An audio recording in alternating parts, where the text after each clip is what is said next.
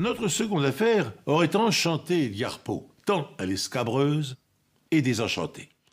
Elle s'organise autour de 4 hommes aux personnalités équivoques. Et elle va nous entraîner aux 4 coins du monde, du Texas au Mexique, de la Californie à la Hollande et de la Floride à l'Italie. Elle va aussi révéler la face cachée de certains d'entre nous qui dissimulent les dessins les plus noirs sous les apparences de la respectabilité. Diplômé d'Harvard, le docteur Richard Boggs est neurologue. Il exerce à Glendale, en Californie, à quelques kilomètres d'Hollywood. Il était marié, il avait des enfants et un véritable manoir pour domicile. En résumé, il avait la belle vie. Sa femme et lui roulaient tous deux dans des modèles de luxe. Mais un samedi matin d'avril 1988, le docteur Boggs appelle les secours pour signaler le décès d'un patient dans son cabinet. Ce dernier aurait succombé à une crise cardiaque. Le médecin raconte qu'il a effectué un électrocardiogramme qui semblait normal. Puis, il est sorti de la pièce quelques instants et à son retour, il a trouvé le patient allongé par terre, inconscient. Lorsque les secouristes arrivent à 7h15, le patient est décédé. Le neurologue leur dit qu'il s'agit de Gene Hanson, 42 ans, un de ses patients de longue date. Les cartes de crédit ainsi qu'un certificat de naissance trouvé dans le portefeuille du défunt confirment ces dires. Néanmoins, les secouristes ont des doutes, car la rigidité et la température du corps semblent indiquer qu'il est mort depuis quelque temps. Le sergent James Lorey est l'un des premiers policiers à arriver sur les lieux. Les artères ou les veines de son visage semblaient avoir éclaté. Ça faisait plein de petites taches. J'avais quand même une certaine expérience de cadavre, que ce soit de mort naturelle ou non. Alors quand j'ai vu le corps, j'ai eu l'impression qu'il était déjà mort depuis un certain temps. Le médecin légiste établit l'heure du décès en comparant la température du foie d'Hanson à celle de la pièce. Après la mort, la température du corps baisse d'1,5 degré chaque heure. La température de la pièce était de 22 degrés. Celle du corps était de 30 degrés. En me basant sur ces données, cela indiquait qu'environ 6 ou 7 heures s'étaient écoulées depuis la mort de cette personne. Hanson est donc décédé entre 2h et 3h du matin, c'est-à-dire bien avant que le docteur Boggs ne prévienne les secours. J'ai dit au docteur Boggs, vous mentez. Tout ce que vous nous avez raconté n'est qu'un tissu de mensonges. Lui-même fils de médecin, le sergent Lorey sent bien qu'il y a quelque chose de louche dans cette histoire. Le docteur Boggs est neurologue. Sa spécialité est donc de soigner les maladies du cerveau et autres problèmes neurologiques. Alors pourquoi donc suit-il un patient avec de simples douleurs thoraciques? Qui plus est, rien ne semble indiquer qu'il a tenté de réanimer son patient. En l'observant, j'ai remarqué que ses vêtements étaient impeccables. Il n'avait pas versé la moindre goutte de sueur et sa coiffure était impeccable. J'ai moi-même déjà fait un massage cardiaque et je sais combien c'est fatigant. Toutes ces incohérences éveillent les soupçons de la police. Je savais que cet homme n'était pas mort de la façon dont le médecin nous l'avait décrit. Je me suis dit qu'il devait forcément y avoir une autre explication. Je ne savais pas s'il s'agissait d'un crime passionnel ou si la victime avait succombé à une overdose médicamenteuse. Il y avait beaucoup de scénarios envisageables. En fouillant le cabinet du médecin, la police découvre des objets très inhabituels pour un cabinet médical. On a obtenu un mandat de perquisition pour son cabinet. On y a trouvé beaucoup de sextoys. Ils étaient dans la salle d'examen du médecin. Ils étaient rangés dans une petite commode à l'intérieur de la pièce où il examinait ses patients. Plutôt étrange pour un cabinet médical. 2 semaines plus tôt, la police est déjà intervenue au cabinet du docteur Boggs pour un autre incident. Un homme que nous appellerons Bruce Smith affirme que le neurologue l'a agressé au taser après la fermeture du cabinet. Les 2 hommes se sont rencontrés un peu plus tôt dans un bar gay. La police conclut alors qu'il s'agit d'une querelle d'amoureux. Au cours des années précédentes, le Dr Boggs a traversé des difficultés personnelles et professionnelles. Il perd son droit d'exercer dans plusieurs hôpitaux, il divorce, puis affiche ouvertement son homosexualité. Les enquêteurs découvrent qu'il fréquente régulièrement les clubs sadomasochistes. Il est étrange qu'un neurologue possède une collection de gadgets sexuels et qu'il la conserve dans son cabinet. Il est plus surprenant encore qu'il pourchasse l'un de ses patients avec un pistolet à impulsion électrique. Il est inconcevable qu'il assiste impuissant au décès d'un autre de ses patients et qu'il attende plusieurs heures avant d'en avertir les services d'urgence. Il est enfin choquant qu'un médecin ayant fait le serment d'Hippocrate soit un adepte de pratiques sadomasochistes. Mais qui est en réalité le mystérieux docteur Boggs? Eh bien, c'est ce que nous allons découvrir dans un instant. On peut dire que, d'un certain point de vue, nous sommes dehors la loi sur le plan sexuel. La communauté ne reconnaît pas légitimement nos pratiques comme des rapports entre personnes consentantes. Les enquêteurs espèrent que l'autopsie permettra de faire la lumière sur ce qu'il s'est réellement passé dans le cabinet du Dr Boggs. Lorsque les résultats de l'autopsie tombent, la surprise est de taille. Gene Hanson est bien décédé d'une maladie du cœur, une myocardite non spécifique locale.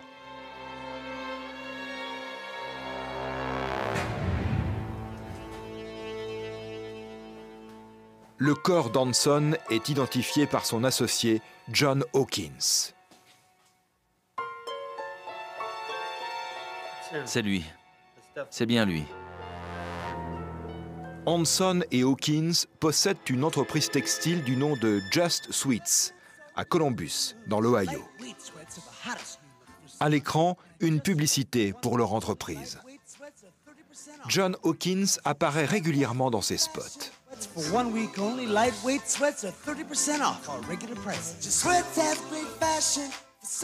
Apparemment, les affaires marchaient très bien. Il possédait une vingtaine de magasins de vêtements, il roulait dans des voitures de luxe. Ils avaient la belle vie. Gene Hanson est incinéré et ses cendres dispersées dans l'océan Pacifique. John Hawkins est l'unique bénéficiaire testamentaire de son associé. Il hérite de ses biens et d'une police d'assurance vie d'1 million de dollars. Après les obsèques, il retourne dans l'Ohio, puis il disparaît. Il est allé à l'aéroport avec sa voiture décapotable. Il l'a laissé décapoter à Columbus alors qu'il pleuvait. Il a sauté dans un avion avec 1 million de dollars en espèces en poche. Quelque temps plus tard, une employée de la compagnie d'assurance s'apprête à clôturer le dossier de Gene Hanson. Elle demande alors une copie de son permis de conduire. Sur les permis de conduire délivrés en Californie figure une photo du titulaire ainsi que l'empreinte de son pouce. Mais l'empreinte sur celui d'Hanson ne correspond pas à celle qui a été relevée à la morgue. La compagnie d'assurance en informe donc les enquêteurs. Après avoir vérifié dans leur dossier, ils découvrent qu'à Hollywood, un comptable de 32 ans nommé Ellis Green est porté disparu. Et en montrant une photo du patient du Dr Boggs à la famille d'Ellis Green, celle-ci confirme qu'il s'agit bien de lui. C'est un véritable choc pour le Dr Boggs. Selon lui, l'homme décédé à son cabinet était un de ses patients depuis des années et il s'est toujours fait appeler Gene Hanson. En examinant de plus près le dossier médical de Gene Hanson, le lieutenant Perkins découvre une étrange incohérence. Au cours de 3 consultations différentes, le Dr Boggs a fait un électrocardiogramme à Gene Hanson. Mais lorsque le lieutenant Perkins examine les ECG, il remarque des traces d'encre ainsi que d'autres éléments qui indiquent que ces 3 examens ont été faits le même jour.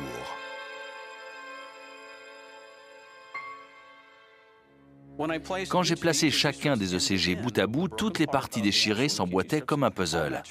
La trace d'encre rouge de la première feuille continuait sur la feuille suivante. L'autre morceau, où il n'y avait de l'encre que sur la moitié de la feuille, correspondait au dernier morceau où il n'y en avait pas. Ces preuves montrent que le médecin n'a effectué qu'un seul examen. Puis il a déchiré la feuille en 3 morceaux et inscrit des dates différentes sur chacun d'entre eux avant de les ranger dans le dossier d'Hanson. L'erreur qu'il a commise nous a grandement facilité la tâche. C'était la première fois qu'on pouvait affirmer sans l'ombre d'un doute que ce dossier médical était faux, monté de toutes pièces. Les enquêteurs décident alors d'examiner une seconde fois le rapport d'autopsie. Des échantillons de sang et de peau d'Ellis Green sont envoyés pour des tests plus approfondis, notamment une chromatographie en phase gazeuse. Cette technique permet d'identifier des centaines de substances toxiques dans les tissus humains, mais les analyses ne donnent rien. Ils décident alors de faire appel à un autre médecin légiste pour un deuxième avis médical. Ils remarquent des signes de décoloration sur le visage et le bout des doigts de la victime, ce qui indique une mort par suffocation. Une coloration qui disparaît malheureusement très rapidement après la mort et qui rend ce type de décès particulièrement difficile à déceler. Le Dr Boggs clame son innocence. Il est pourtant suspecté de meurtre et arrêté. Mais a-t-il agi seul ? John Hawkins est-il impliqué? Et où est le véritable Gene Hanson?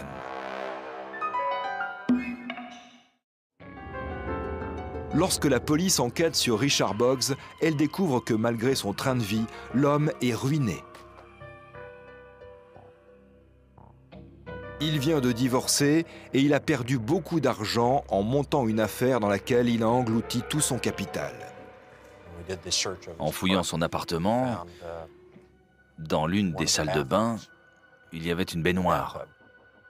Mais il n'y avait pas d'eau à l'intérieur. Il y avait une montagne de factures toutes adressées aux médecins. Lorsqu'elle s'intéresse à l'entreprise textile que possèdent Gene Hanson et John Hawkins dans l'Ohio, le constat est le même, c'est la faillite totale. Pour se sortir de cette mauvaise passe, il leur fallait beaucoup d'argent. L'assurance vie est donc apparue comme le moyen idéal. Cette affaire est extravagante. Je la résume en quelques mots. Gene Hanson décède dans le cabinet médical du Dr Boggs. John Hawkins, son ami et associé, identifie le corps et le fait incinérer. Puis, il empoche le montant d'une assurance vie qui s'élève à $1 million et disparaît mystérieusement, abandonnant sur le parking d'un aéroport sa voiture de luxe. Procédant à une vérification de routine, une employée de la compagnie d'assurance découvre que le défunt n'est pas le souscripteur. Il s'agit d'un autre homme, Ellis Green, un comptable d'Hollywood disparu quelques jours plus tôt et vraisemblablement assassiné. Fouillant les comptes bancaires des uns et des autres, les enquêteurs s'aperçoivent que le Dr Boggs, Hawkins et Hanson sont tous ruinés. Dès lors, l'affaire prend une toute autre tournure. S'agit-il d'un complot? Les 3 hommes sont-ils complices? Ont-ils assassiné un innocent pour le faire passer pour Gene Hanson et se partager ensuite le montant de l'assurance? Les policiers doivent maintenant établir les circonstances et les responsabilités de chacun dans l'arnaque et l'homicide. Mais ils doivent se contenter de mettre en examen le Dr Boggs, ses complices s'étant volatilisés avec l'argent. Je ne sais pas comment ils se sont rencontrés. Je sais que Hawkins et Hanson ont tous deux été les patients du Dr Boggs. Ils se connaissaient depuis de nombreuses années. Le faux décès d'Hanson a peut-être été orchestré 1 an auparavant. Les relevés téléphoniques leur révèlent que déjà à cette époque, les 3 hommes ont souvent été en contact. Leurs conversations téléphoniques nous ont confirmé qu'il s'agissait bien d'un complot. Chaque fois qu'ils préparaient une nouvelle étape de leur plan, on voyait le nombre d'appels entre les 3 hommes augmenter. Gene Hanson souscrit une assurance vie d'1 million de dollars. Puis il fait croire à ses amis et collègues qu'il est en train de mourir du sida et il annonce à tout le monde qu'il va partir s'installer en Californie. Avant son départ, il fait de John Hawkins son unique bénéficiaire testamentaire et déshérite du même coup sa famille. Dans cette affaire, ils avaient mis au point un plan élaboré pour s'assurer de ne commettre aucune erreur. Ils devaient absolument faire en sorte qu'aucun membre de la famille du véritable Hanson ne se manifeste. Vous imaginez si sa mère était venue dire « Attendez une minute, ce n'est pas mon fils ». La police pense qu'Hanson et Boggs ont rencontré Ellis Green dans un bar, dans le nord d'Hollywood.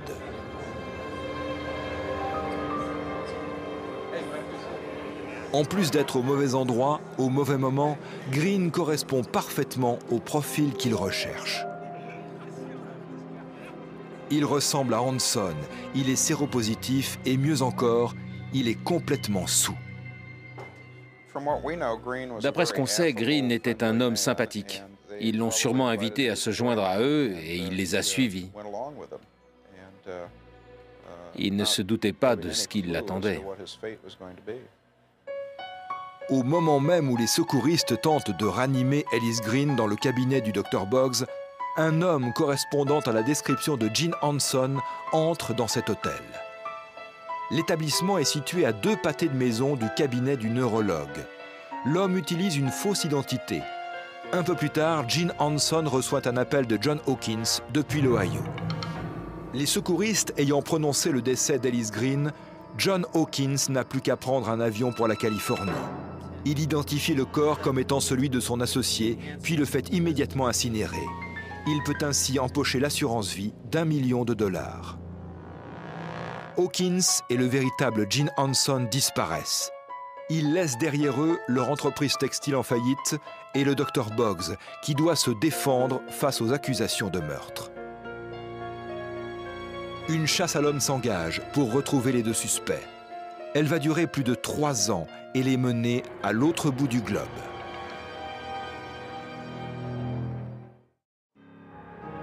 Alors que le Dr Boggs croupit au fond de sa cellule pour le meurtre d'Ellis Green, Gene Hanson et John Hawkins, ses complices, courent toujours. En suivant une piste qui va les conduire dans une maison floridienne, les enquêteurs retrouvent les empreintes de Gene Hanson à l'intérieur. L'homme a en tout cas vécu ici. Malheureusement pour la police, d'autres preuves viennent indiquer que l'oiseau s'est envolé.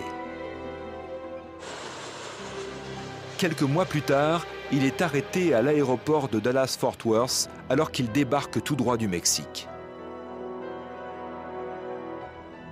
Les agents de sécurité trouvent son comportement étrange. Il porte encore les cicatrices de nombreuses opérations de chirurgie esthétique et d'implants capillaires.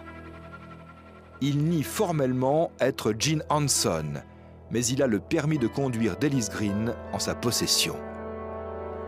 Il possède également plusieurs fausses cartes d'identité, ainsi qu'un livre intitulé « Comment se créer une nouvelle identité ». Ces empreintes digitales correspondent à celles du véritable Gene Hanson. La police tient son suspect. Retrouver John Hawkins va être beaucoup plus compliqué. John Hawkins était un caméléon. Il était capable de s'adapter à n'importe quel style de vie. Il s'intégrait facilement. Et qui plus est, il avait les moyens de le faire. Pendant 3 ans, il se sert de l'argent de l'assurance vie pour faire le tour du monde. Nous sommes à Amsterdam, en regardant une émission policière à la télévision dans laquelle il fait office de fugitif activement recherché par les autorités. Une femme reconnaît Gene Hanson. La femme est l'une de ses anciennes maîtresses.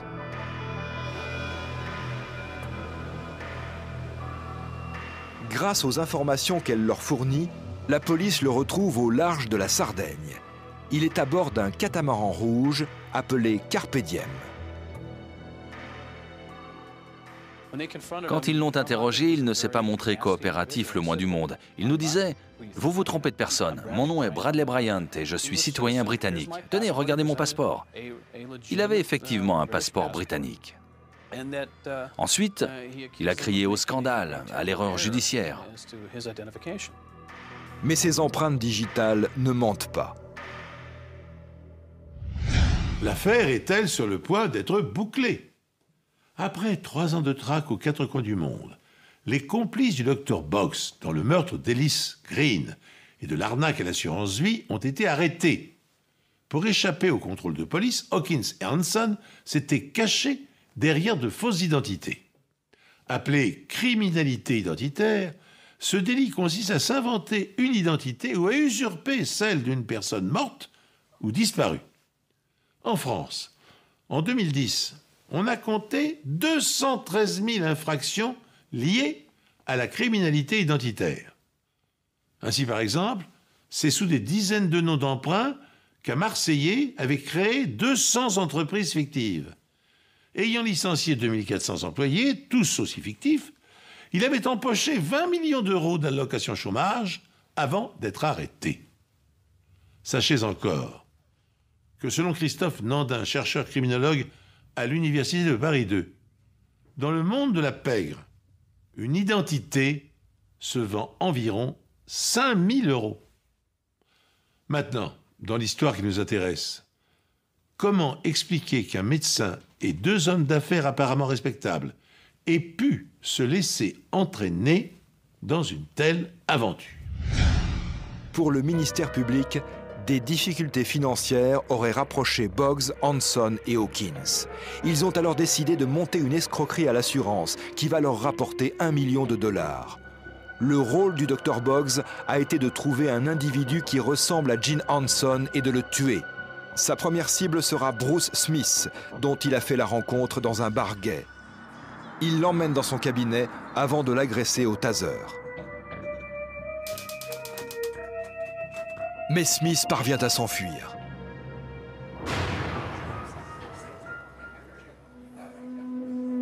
Deux semaines plus tard, Gene Hanson contacte le neurologue et ensemble, ils font une nouvelle tentative.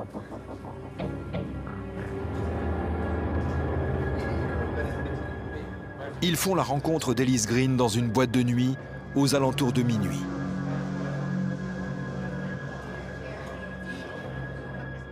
Avec 2,8 grammes d'alcool dans le sang, il est complètement saoul.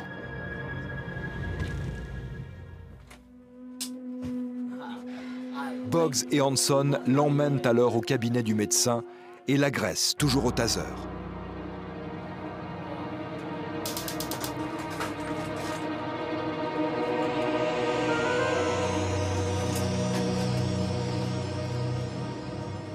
Va-t'en maintenant.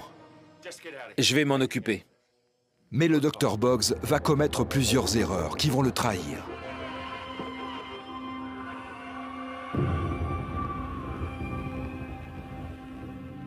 Il tue Green peu après minuit, mais il attend 7 heures du matin pour prévenir les secours.